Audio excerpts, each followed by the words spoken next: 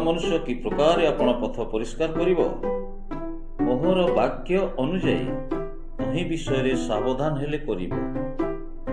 यौवन काल रे आपण सृष्टिकर्ता स्मरण कर, जेहेतु दुस्समय आसुअछि, जो वर्ष सबुरे तुमे कहिबो ए सबुरे मोहर किछि सुख नाही, से सबु वर्ष सन्निकट होई अछि।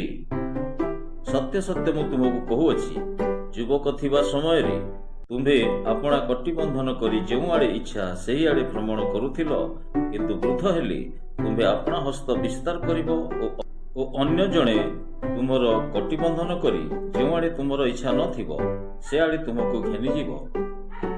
कौनसी लोक दुई प्रभुंकर दास होई पारे नाही, कारण से जनक घृणा करिबो ओ अन्य जनक प्रेम करिबो, अथवा जनक प्रति अनुरूप्त हेबो ओ अन्य जनक अवज्ञा करिबो। तुमने ईश्वर ओ धन उभयर दास होई पारो नाही।